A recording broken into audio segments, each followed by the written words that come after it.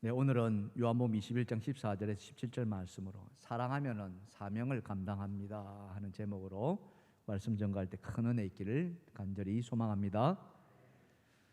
지난 한 주간 저는 여름 휴가를 방콕에 머물면서 보냈습니다. 방콕 가니까 진짜 태국에 갔다 온 줄로 생각하지만 그런 방콕이 아니라 방에서 콕 이렇게 지냈다는 이야기입니다. 원래 예정대로라면은 한 3일 정도 목회자 세미나를 참석하고 그리고 한 이틀 정도는 쉴까 이렇게 생각을 했습니다. 그러나 아내가 좀 몸이 힘들고 코로나가 이렇게 찾아오는 바람에 집을 비울 수가 없어서 이렇게 집에 머물면서 말 그대로 방콕 집콕 했습니다. 덕분에 본의 아니게 집안일이 보통 일이 아니다 하는 것을 이렇게 느끼는 그런 한 주간이 되기도 했습니다. 그러면서도 참 감사했던 것은 제 안에 잠잠한 감사가 이렇게 흘렀습니다. 그것은 여러 성도님들께서 저와 또 아내를 염려해서 사랑으로 많이 섬겨주셨기 때문에 그렇기도 하고요.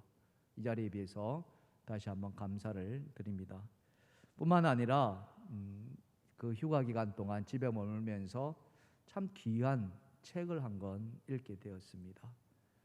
그 책은 다른 것이 아니라 황성주 박사가 쓴 내 삶을 변화시키는 감사의 기적이다. 여러분, 황성주 박사 하면은 생식으로 유명한 거 아시지요? 이분이 의사 아닙니까?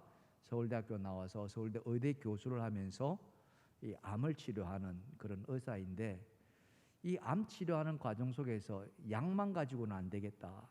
그래서 뭐냐 하니까 우리의 자가 면역을 강화시켜야 된다. 그래서 자가 면역을 강화시키는 것 중에 하나가 이 생식, 그러니까 굽거나 튀기거나 하지 않고 완전한 생 거, 이걸로 곡물을 갈아서 이렇게 먹는 걸로 우리의 몸을 회복시키는, 그래서 자가 면역이 강화되는, 그래서 암을 이겨나가는, 그렇게 연구한 분이 바로 이 황성주 박사이고, 이분이 참 여러 책들을 많이 썼는데 올 여름 7월 달에 책을 한 권 쓴 게 조금 전에 보셨습니다만 이 바로 감사의 기적이라는 이 책입니다. 여러분에게 정말 강추합니다. 꼭 한번 읽어보시면 좋겠는데요. 우리 1:1 제자 양육 반에서도 이 책이 필독서로 이렇게 제가 선정을 했습니다. 데살로니가전서 5장 18절 보면 범사에 감사하라는 말이 있지 않습니까? 이 범사의 감사가 이분의 주장이 안 되면 우리 몸을 암으로부터 지켜나가고 뿐만 아니라 우리 몸을 더 건강하게 해주는 하나님의 선물이라고 이야기해 줍니다. 책의 내용을 잠깐 소개하면 이렇습니다. 좀 화면도 같이 보시면, 감사야말로 가족을 진정한 가족으로 거듭나게 하는 가장 좋은 방법입니다. 감사는 나눌수록 커지고 풍성해지며 시간 가는 줄 모르게 만듭니다. 감사는 모두에게 행복한 단어입니다. 짧은 그 말 한마디 덕분에 행복해진 사람들은 더 많이 감사할 일을 하게 되거나 더 많이 감사하다고 말하게 됩니다. 자연스레 우울감이 줄어들면서 잠도 잘 자게 되고요. 더불어 스트레스 상황에서도 빨리 탈출하니 면역력도 높아지고 성인병에도 덜 걸리게 되는 것입니다. 결국 무병장수하게 됩니다. 심지어 감사라는 감정은 엔도르핀도 분비합니다. 말기암 환우의 고통 완화를 위해 사용하는 모르핀보다 훨씬 더 강력한 항진통 기능이 있어서 내가 제조하는 마약이라 불릴 정도입니다. 이렇게 좋은 약이 심지어 무료이고 부작용도 없습니다. 다른 분 같으면은 이런 이야기 하면은 진짜일까? 근데 이분이 어떤 분이라고요? 의사이면서 암을 연구하는 사람 아닙니까? 이분이 감사가 다른 어떤 몰핀보다 더 강력한 항진통을 하는 그런 엔돌핀을 분비시켜 준다는 거죠.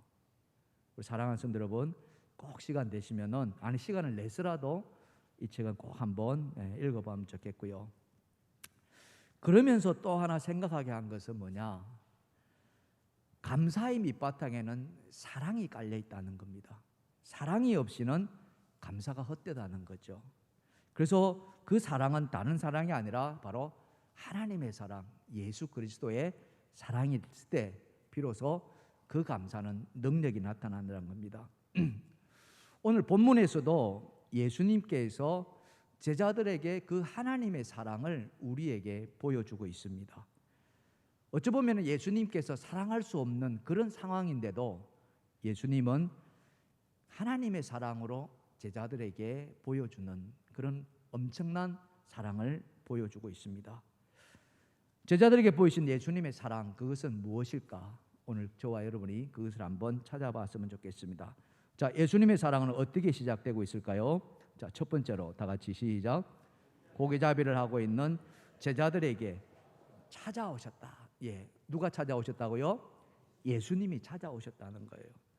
자, 오늘 본문이 포함되어 있는 요한복음 21장은 이렇게 시작합니다. 1절 다 같이 시작. 그 후에 예수께서 디베라 호수에서 또 제자들에게 자기를 나타내셨으니 나타내신 일은 이러하니라. 네, 여기 디베랴 호수라 그러는데 이 디베랴 호수는 갈릴리 호수를 일컫고 있습니다. 그리고 예수님께서 부활하신 후에 제자들에게 모습을 보이는 것이 이번이 세 번째라고 본문은 말씀하고 있거든요. 본문 14절입니다. 다 같이 시작. 이것은 예수께서 죽은 자 가운데서 살아나신 후에 세 번째로 제자들에게 나타나신 것이라. 네, 여기 잠깐 보면은 세 번째 나타나셨다거든요. 그 말은 무슨 말이냐면은 예수님이 부활하시고 나서 계속 제자들과 함께 늘 있었다는 게 아니에요. 예수님이 부활하시고서 며칠을 같이 있었냐면은, 자, 성경에 보면은 사도행전 1장 3절에 40일이라고 이야기를 합니다. 다 같이. 또한 그들에게 확실한 많은 증거로 신이 살아계심을 나타내사 40일 동안 그들에게 보이시며 하나님 나라의 일을 말씀하시느라. 자, 아시겠죠? 예수님이 부활하시고 며칠 동안 계셨다고요? 40일 계셨어요. 근데 40일 날 주구장창 그냥 제자들과 함께 있었느냐? 아니에요. 네, 띄엄띄엄 나타나셨다는 거예요. 그래서 오늘 본문 요한복음 21장에는 몇 번째? 세 번째로 나타냈다. 이렇게 보면은 알 수 있습니다. 자, 이 세 번째로 나타나셨는데 예수님께서 어떤 마음을 가지고 오셨느냐? 그것은 바로 사랑의 마음으로 가져오셨다는 거예요. 이 사랑의 마음은 어쩌면은 인간의 마음을 이렇게 감싸는, 인간의 마음을 뛰어넘는 마음을 가지고 오셨다는 거예요. 다시 말해서 예수님이 인간적으로 생각한다면 오시고 싶지 않는 그런 상황이라는 거예요. 그게 왜 그럴까? 제가 성경을 보면서 하나하나 같이 말씀을 드리는데요. 예수님께 찾아오신 때가 언제냐면은 새벽 무렵이다. 이렇게 성경은 또 보여주고 있습니다. 자, 요한복음 21장 4절입니다. 날이 새어갈 때에 예수께서 바닷가에 서셨으나 제자들이 예수인 줄 알지 못하는지라. 예, 날이 아직 밝지 않으니까 저 호숫가에 서 계신 예수님의 얼굴을 분간하지 못했어요.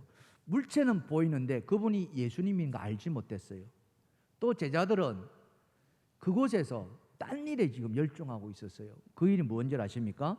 그게 바로 요한복음 21장 3절입니다. 다 보십시다. 시작. 시몬 베드로가 나는 물고기를 잡으러 가노라 하니 그들이 우리도 함께 가겠다 하고 나가서 배에 올랐으나 그날 밤에 아무것도 잡지 못하였더니. 제자들이 지금 뭐 하고 있어요? 물고기 잡고 있다는 거예요.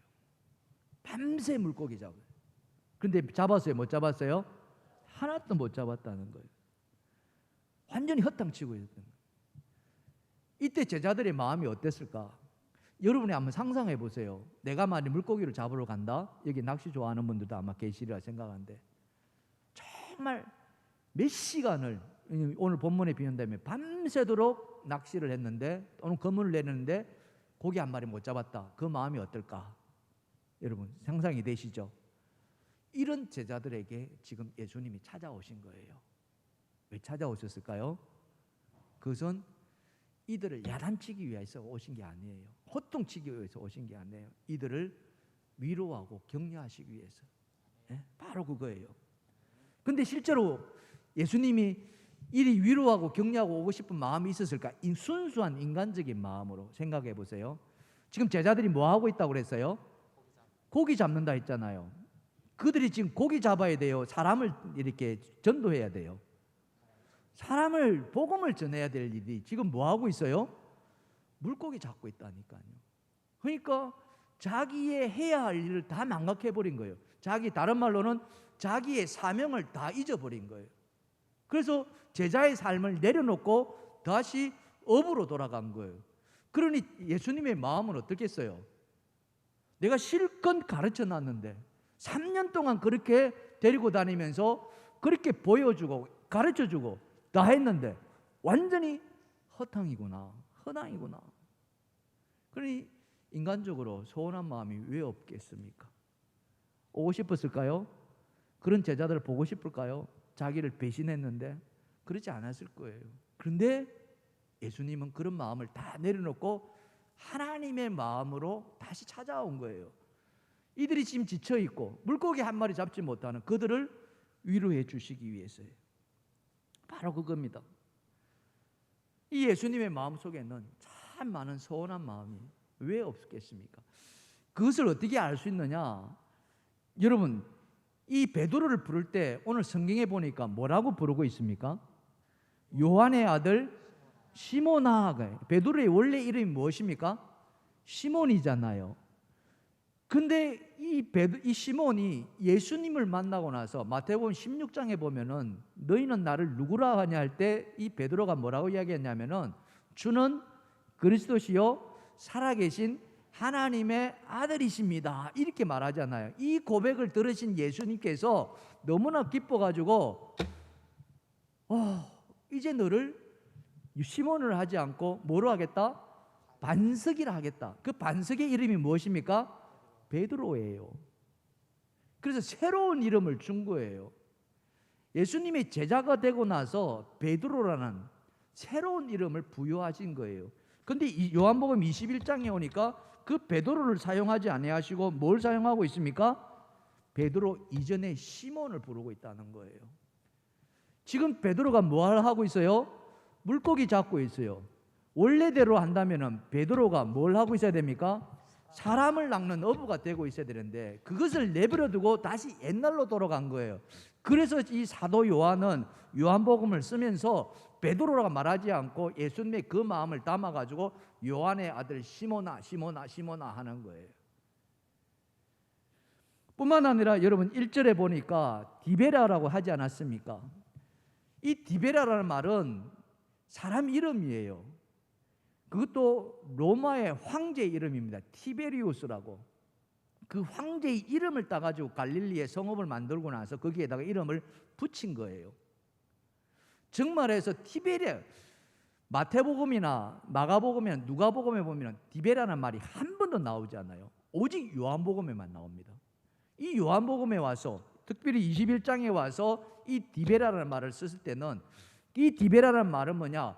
주님을 따라가서 하나님 나라를 생각하는 사람들이 있는 곳이 아니라 세상을 쫓아가고 세상에 권력이 있고 그런 세상 중심의 곳이 갈릴리가 디베라가 됐다는, 그래서 디베라라는 말을 쓰고 있다는 거예요.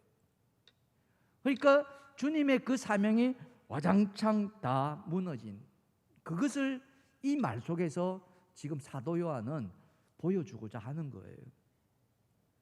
그러니 주님께서 이 제자들을 찾아오고 싶어 했겠느냐 하는 거예요. 여러분이라면 과연 찾아올 만 하겠습니까 하는 거예요. 그런데 우리 주님은 찾아오셨다는 거예요. 그런 제자들에게 자기를 버리고 사명을 버리고 다시 옛날로 돌아간 그 제자들에게 찾아오셨다. 그게 뭐예요? 하나님의 마음이라는 거예요. 사람을 사랑하시고자 하는 그 아버지의 마음이에요. 그 마음은 뭐냐? 그냥 단순하게 격려하는 차원이 아니라 회복시키고자 하는 마음이라는 거예요. 그 회복은 다시 사명의 자리로 돌아오라는 이야기예요. 자, 마태복음 4장 19절입니다. 다 같이 한번 읽어봅시다. 시작. 말씀하시되 나를 따라오라 내가 너희를 사람을 낚는 어부가 되게 하리라 하시니. 아멘. 아멘. 자, 베드로에게 주신 사명은 뭐예요? 물고기 잡는 게 아니에요. 그거는 예수님 만나기 이전의 삶이라는 거예요. 세상을 쫓아가는 삶이었어요.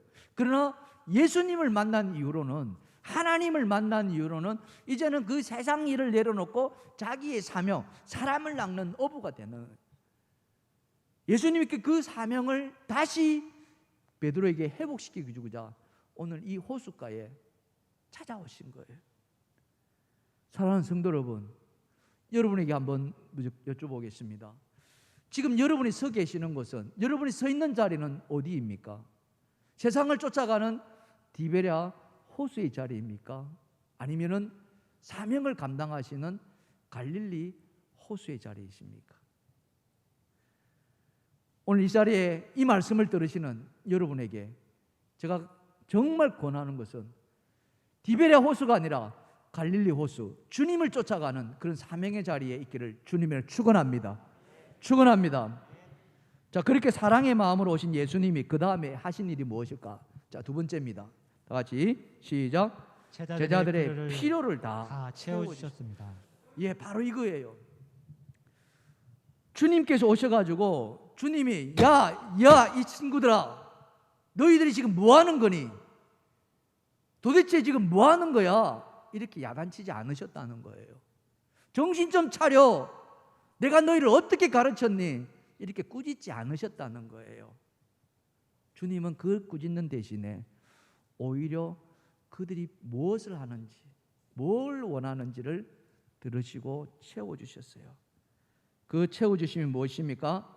그것은 바로 그들이 필요한 것, 물고기였습니다. 자, 오늘 본문 21장 6절입니다. 같이 읽어봅시다. 시작. 이르시되 그물을 배 오른편에 던지라. 그리하면 잡으리니. 이에 던졌더니 물고기가 많아 그물을 들 수 없었더라.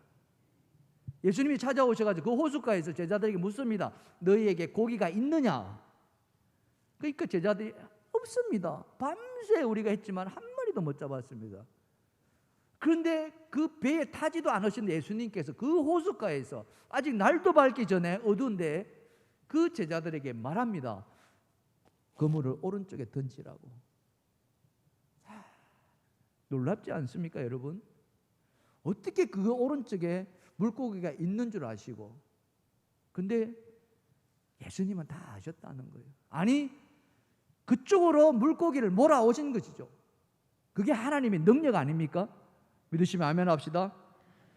그리고는 이거 제자들에게 명하여서 배 오른쪽에 그물을 던지라. 그랬더니 그물을 들 수가 없었다. 야, 이걸 어떻게 설명해야 되겠습니까, 여러분? 이게 인간의 머리로서 이게 해석이 되는 이야기입니까? 될 수가 없어요. 오직 하나님만이, 하나님의 능력만이 이렇게 해주시는 줄 믿습니다. 이게 바로 하나님의 사랑이라는 거죠. 야단치지 않으셨어요. 호통치지 않으셨어요. 다시 사명을 회복하라고 막 강조하지 않으셨습니다. 그러나 그 대신에 예수님은 그들이 지금 원하는 것을 손에다 안겨주는 거예요. 안겨주되 어떻게 해요? 넘치도록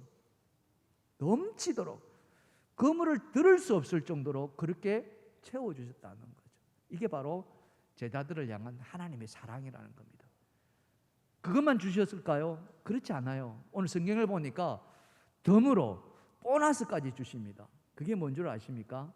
자, 오늘 본문 21장 12절과 13절입니다. 자, 읽어봅시다. 시작. 예수께서 이르시되 와서 조반을 먹으라 하시니 제자들이 주님이 줄 아는 고로 당신이 누구냐 감히 묻는 자가 없더라. 예수께서 가셔서 떡을 가져다가 그들에게 주시고 생선도 그와 같이 하시니라. 아멘. 뭘 주신다고요? 여러분, 이 제자들이 지금 뭘 했습니까? 밤새 물고기 잡았잖아요. 근데 밤새 물고기 잡는데 잡았어요? 못 잡았어요? 못 잡았어요. 그러니 뭐 그동안에 뭘 먹었겠습니까? 물고기도 못 잡았는데 그냥 배를 쫄쫄 굶고 물고기를 잡았지 않겠습니까? 그런데 예수님 만나서 엄청나게 잡은 거예요. 엄청나게, 말 그대로 엄청나게. 그러면은 이들이 그 배고팠던 배가 다시 불러올까요? 안 불러올까요? 불러오겠죠. 그렇지 않겠습니까? 갑자기 기쁜 일이 넘치나면 안 먹어도 배부르잖아요. 우리 그런 경험 있잖아요. 저도 그랬어요. 지난 겨울에 뭐 우리 교회가 청빙하지 않았습니까? 저도 막차를 탔죠. 청빙 지원서를 냈고, 그런데 청빙 지원서 내고 나서 그 뒤로부터 정말 목이 바짝바짝 타는 그런 삶을 살았습니다. 연락이 와야 되는 거잖아요. 안 오면 끝나는 거잖아요. 그렇죠? 1차 통과되었습니다. 2차 준비하십시오. 2차 통과되었습니다. 3차 준비하십시오. 이런 연락을 받아야 되는데 그 연락이 기다리는 동안에 제 마음가짐이 어땠을까? 먹어도 먹은 것 같지가 않고, 그죠? 그랬습니다. 그랬는데 정말 하나님의 은혜로 마지막까지 이렇게 통과가 됐다는 그 말을 딱 듣는 순간 얼마나 기뻤는지 몰라요. 제 아내한테 달려가면서 여보 됐어 하면서 막 둘이서 막 벌쩍벌쩍 뛰었던 기억이 새로 납니다. 배가 불렀을까 안 불렀을까? 그때는 배가 부르는 거야. 먹었는데 먹었을까요? 안 먹었을까요? 불러도 먹었죠 그때는. 지금 제자들이 그렇다는 거예요. 예수님이 오셔가지고 제자들한테 엄청나게 고기를 안겨줬잖아요. 안 먹어도 배부를 겁니다. 그 고기만 보더라도. 그런데 덤으로 예수님은 그래도 아침밥을 먹여주시는, 이게 부모의 사랑이 아니고 무엇이겠습니까? 하나님의 사랑인 줄 믿습니다. 그런 거예요. 베드로와 제자들이 지금 바로 그런 심정으로 주님을 맞이하는 거예요. 사랑하는 성도 여러분, 우리 안에 그런 기쁨이 있기를 주님의 축원합니다. 주님을 생각하면 우리가 그렇게 기쁜 마음으로 맞이했으면 좋겠어요. 이 베드로가요, 주님이라는 그 소리를 듣고요, 그 바다에 그냥 뛰어내린다니까요. 성경은 그렇게 이야기합니다. 자, 요한복음 21장 7절입니다. 다 같이 봅시다. 시작. 예수께서 사랑하시는 그 제자가 베드로에게 이르되 주님이시라 하니 시몬 베드로가 벗고 있다가 주님이라 하는 말을 듣고 겉옷을 두른 후에 바다로 뛰어내리더라. 사랑하는 성도 여러분, 이 베드로가요 얼마나 기뻤으면, 그게 바다인 줄 알면서도 주님 맞이하러 막 바다로 뛰어내리는, 이런 분이 바로 우리 주님이시라는 거예요. 우리 주님이 찾아와서 실망에 차고 물고기 한 마리 못 잡아서 완전히 기진맥진한 그들에게 찾아오셔가지고 물고기를 안겨주시고, 물고기 안겨주실 뿐만 아니라 아침까지 먹여주시는 그런 예수 그리스도. 그래서 예수 그리스도는 이렇게 이야기합니다. 자, 요한복음 13장 1절인데요. 다 같이 시작. 6월절 전에 예수께서 자기가 세상을 떠나 아버지께로 돌아가실 때가 이른 줄 아시고 세상에 있는 자기 사람들을 사랑하시되 끝까지 사랑하시니라. 아멘. 자기 사람들을 사랑하시되 어떻게 사랑하신다고요? 끝까지. 오늘 이 자리에 계시는 우리를 우리 주님께서 끝까지 사랑해 주신 줄 믿습니다. 아멘. 그렇습니다. 우리 주님은 찾아오셔가지고요, 우리의 필요를 채워주실 거예요. 우리는 우리 힘으로 뭔가를 해보려고 할 거예요. 그러나 해본들 여러분 다 되든가요? 우리의 인생 경험상 내가 원하는 대로 다 채워지든가요? 그렇지 않을 거예요. 실패할 때도 있습니다. 그러나 반드시 우리 주님께서 다시 회복시켜 주실 줄 믿습니다. 회복시켜 주실 뿐만 아니라 덤으로까지 아침까지 먹여주시는 그 주님, 그 주님께서 끝까지 우리를 사랑해 주실 줄 믿습니다. 그런 저와 여러분 되시기를 주님을 축원합니다. 축원합니다. 자, 그렇게 먹여주신 예수님께서 이제 마지막으로 하시는 일이 있어요. 그게 뭔 줄 아십니까? 자, 같이 한번 읽어봅시다. 시작. 사랑을 확인하시고 사명을 감당하라고 명하신다. 예, 사랑을 확인할, 하나님의 사랑을 확인하고 이제는 사명을 다시 부여해 주십니다. 자, 오늘 본문 15절인데요. 15절 시작. 그들이 조반 먹은 후에 예수께서 시몬 베드로에게 이르시되 요한의 아들 시몬아, 네가 이 사람들보다 나를 더 사랑하느냐 하시니. 자, 이제 요한의 아들 시몬아, 이걸 왜 불렀는지 아시겠죠? 예, 사명을 잃어버리고 각 자기의 삶으로 돌아간 그 시몬에게 다시 부르는 거예요. 그런데 부르는데 뭘 불렀느냐? 네가 나를 사랑하느냐 이거예요. 사랑을 확인하는 거예요. 다른 거 사명 이게 이야기가 아니라 사랑 이야기하세요.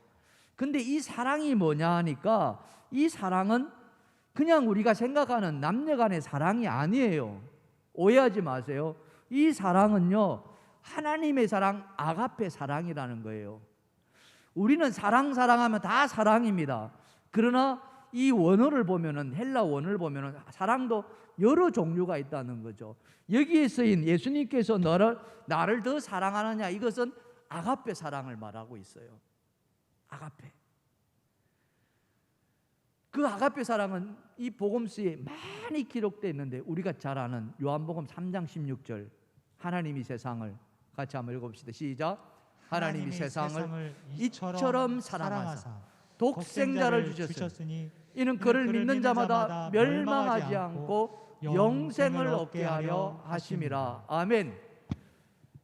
영생을 주시기 위해서 아들을 보내주신 이 사랑이 바로 아가페 사랑이에요.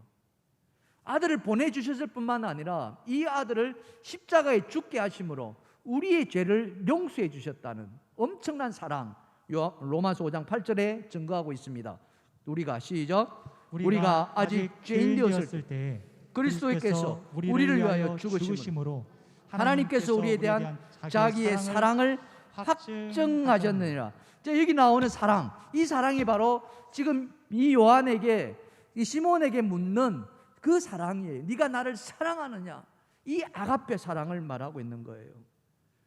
내가 너희들에게 지금 보여주고 있는 이 사랑, 너희들은 나가 싫어서, 이 사명이 싫어서 다시 옛날로 돌아가 물고기를 잡지만은 내가 찾아와서 너희들에게 물고기를 안겨준 이 사랑, 물고기뿐만 아니라 너희의 배까지 채워주는 이 사랑, 이게 바로 아가페 사랑.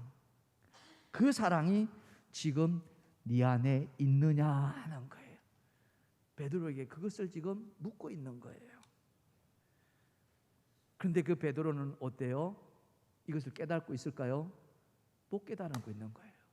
여전히 아직도 못 깨닫고 있는 거예요. 예수님이 두 번 묻습니다. 네가 나를 사랑하냐? 네, 내가 사랑합니다. 근데 베드로가 대답한 이 사랑은 아가페의 사랑이 아니라 필레오의 사랑이라는 거예요. 원어를 보면은 이게 다른 거예요. 우리 성경에는 다 사랑으로 표현되어 있습니다. 내가 사랑합니다. 내가 사랑합니다. 그러나 원어로는 그 사랑이 아니라는 거예요. 주님은 아가페로 물었지만은 베드로는 깨닫지 못하고 필레오, 다시 말해서 이 친구 간의 사랑, 우정. 예를 든다면은 다윗과 요나단, 여러분 아시죠? 얼마나 둘이 절친했습니까? 목숨을 내어줄 정도까지 친했던 그 다윗과 요나단의 그 사랑, 그게 바로 필레오의 사랑이거든요. 그 대답을 하는 거예요. 이런 사람 보고 주님이 뭘 느끼겠습니까? 얼마나 답답하겠습니까? 이 답답한 친구야, 내가 지금 아가페 사랑이라고 말하지 않니? 그럼 너도 아가페라고 대답해야 되지 않니? 이런 마음을 가지실 텐데 주님은 또 그렇게 안 하세요. 참 이게 비밀이에요. 정말 주님이 어떻게 하시느냐, 두 번 똑같이 아가페라 물었는데 아가페 대답을 못 들었거든요. 그래서 세 번째 또 묻습니다. 세 번째, 본문 17절이에요. 다 같이 읽어봅시다. 시작. 세 번째 이르시되 요한의 아들 시몬아, 네가 나를 사랑하느냐 하시니 주께서 세 번째 내가 나를 사랑하느냐 하심으로 베드로가 근심하여되 주님 모든 것을 아시오매 내가 주님을 사랑하는 줄 주님께서 아시나이다. 이렇게 하잖아요. 자, 이 세 번째 주님께서 네가 나를 사랑하느냐 할 때 이 사랑은요, 아가페라는 말 안 쓴다는 거예요. 뭘 썼느냐? 주님이 베드로의 눈으로 맞춰버려요. 아가페 대신에 필레오를 쓰고 있다는 거예요. 여러분 가만히 생각해 보세요. 요만한 아이, 저 유아실에 저 조만한 저 아이들이 있어요. 저 아이들이 말귀를 못 알아들어요. 그러면은 말귀를 못 알아듣는 아이들에게 자꾸 어른 말 하라면 알아들을까요? 못 알아들을까요? 못 알아듣겠죠. 지금 베드로가 그렇다는 거예요. 그래서 주님이 자기를 확 낮춰버려요. 그러면서 아가페 말 대신에 필레오, 베드로에게 그 이야기를 합니다. 세 번째는 네가 나를 사랑하느냐, 네가 나를 필레오 하느냐, 이렇게 물으시는 거예요. 이 엄청난 거죠. 왜 그러셨을까? 왜 주님이 아가페를 버리시고 필레오로 낮아졌을까? 그것은 다른 것이 아니에요. 그것은 바로 이 베드로로 하여금 다시 사명의 자리로 돌아오게 하기 위한 그런 하나님의 배려라는 사실이죠. 그 사명은 무엇입니까? 그것은 바로 다시 사람을 낚는 어부, 내 양을 먹이고 내 양을 치라는 그 사명을 말하고 있는 겁니다.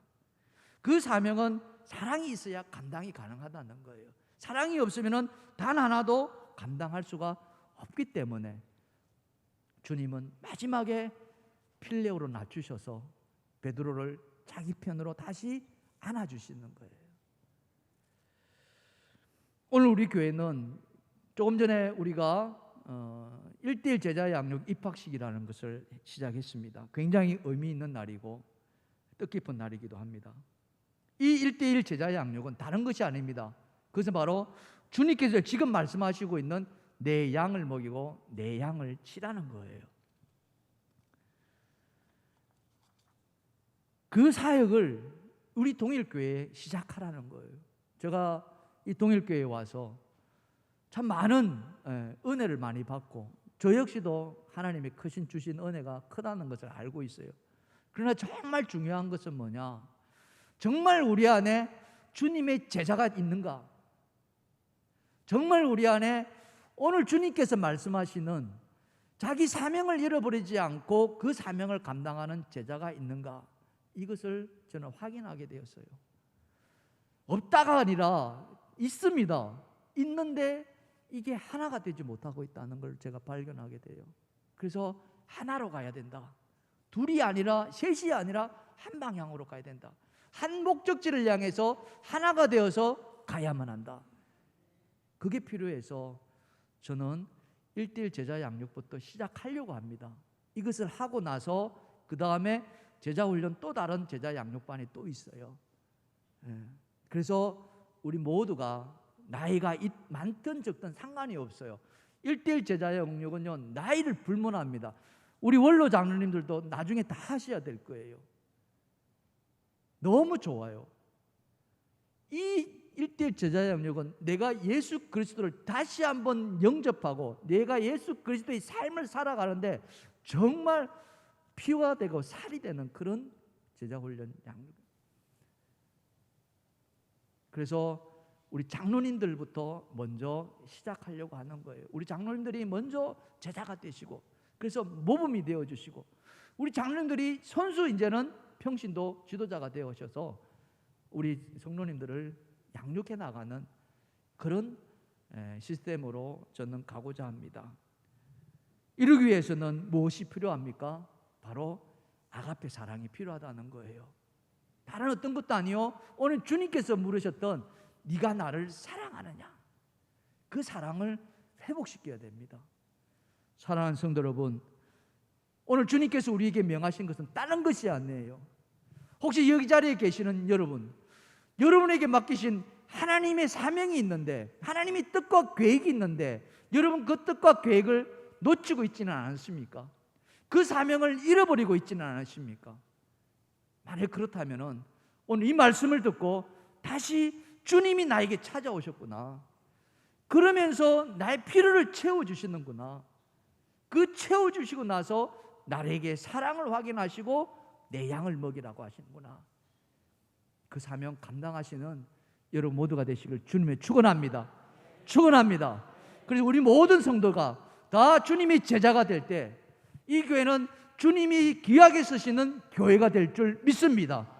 그 교회에 우리가 들어가 있고 우리가 그 교회를 이루어 나갈 때 이 지역사회와 이 나라와 민족은 변화될 줄 믿습니다. 그런 사명을 우리 감당하실 여러분, 그 사명 감당하시는 모두가 되시기를 주님의 이름으로 축원합니다. 축원합니다. 우리 찬양 같이 불러보십시다.